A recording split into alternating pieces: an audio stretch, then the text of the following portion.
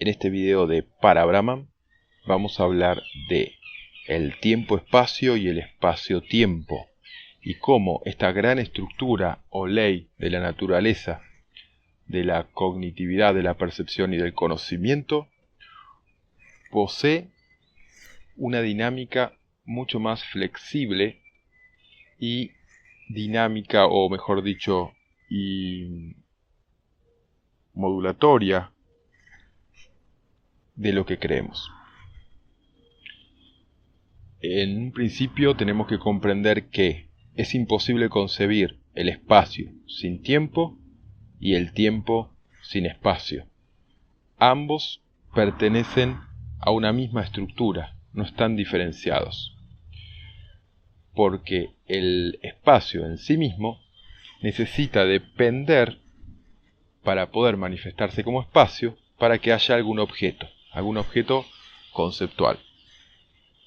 Este objeto conceptual aparece en el espacio cuando se genera una percepción. No existe por sí mismo, sino que está atado a la relación sujeto, espacio y campo de conocimiento. En el momento donde yo no estoy percibiendo nada porque estoy durmiendo y estoy en sueño profundo, el objeto desaparece y al mismo tiempo desaparece el espacio, y no está en ninguno de los dos. Ahora, cuando despierto y de repente presencio un árbol, en el momento donde aparece el árbol, en el mismo instante aparece el espacio. Para poder percibir el espacio, tengo que poder percibir el árbol. Y para poder percibir el árbol, además, tengo que poder crear una continuidad, o sea, una modulación, una modificación en ese árbol.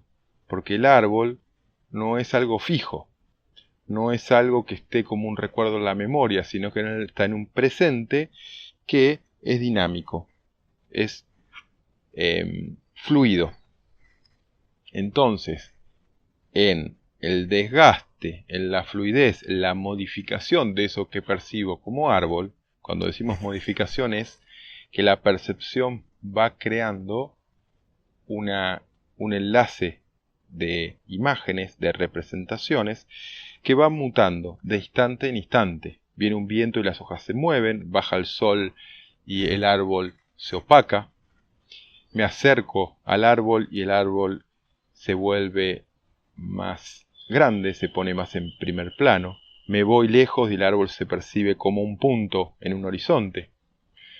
Por lo tanto, empezamos a ver cómo el tiempo y el espacio son inseparables. Y cuando comprendo esto, comprendo que cuando está el espacio, está el objeto, y cuando está el objeto, está el tiempo. Porque lo que llamamos tiempo no es más que las modificaciones del objeto en el espacio. Esas modificaciones incluyen tanto el objeto, el árbol, como el sujeto, que es el perceptor del árbol. Por lo tanto, el sujeto y el objeto están unidos e inseparablemente ligados como una misma estructura perceptiva y cognitiva y como misma estructura de conocimiento, y el espacio y el tiempo, o el tiempo y el espacio, están intrínsecamente ligados. Es imposible percibir uno sin el otro, porque en cuanto percibo un objeto, todo lo que no es el objeto se percibe como vacío o como fondo, y cuando percibo el fondo, todo lo que no es el fondo es el objeto. Entonces, no hay separación real entre el espacio y el objeto. Y como las modificaciones del objeto en la percepción, en la cognición, en el conocimiento, son lo que va generando el tiempo y el espacio están unidos por medio y por conexión con el objeto. Tanto el tiempo depende del objeto y el espacio depende del objeto también. Pero hay un punto que es importante, es que como la percepción lo que hace es, no solo percibe, sino que afecta lo percibido, lo transforma y le da la posibilidad de emerger como materia.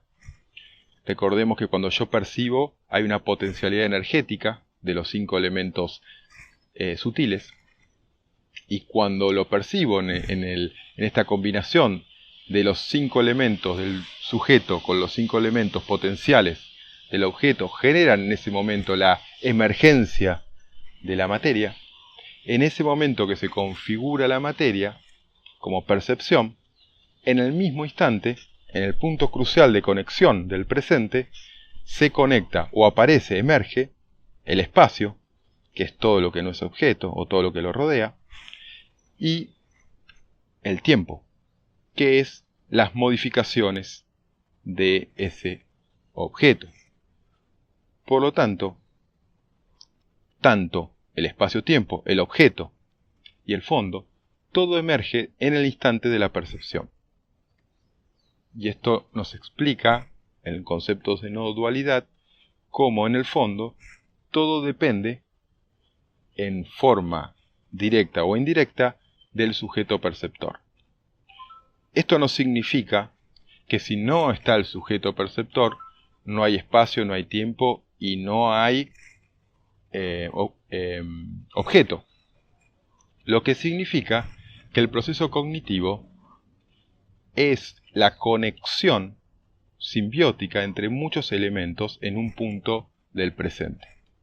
Pero esto no significa o que vamos a descartar la concepción básica también de la no dualidad, que es la simultaneidad de la conciencia. O sea, que hay muchos sujetos en simultáneo generando experiencias perceptivas, y que además que estos sujetos que están en simultaneidad y en multiplicidad generando percepciones, tienen puntos en común, que es el conocimiento y la cultura, y estas suma de percepciones generan un estado, digamos, de cognitividad o un estado de acuerdo en el plano del conocimiento de Maya, que mantiene una realidad estable entre muchos sujetos perceptores, que a través del diálogo, la cultura y el conocimiento acuerdan un modelo de realidad.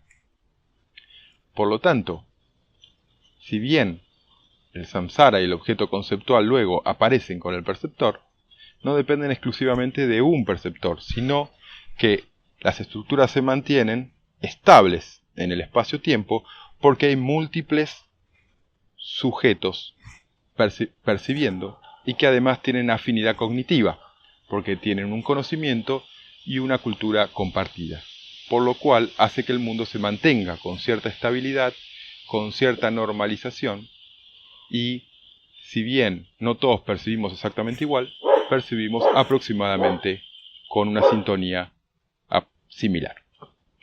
Gracias.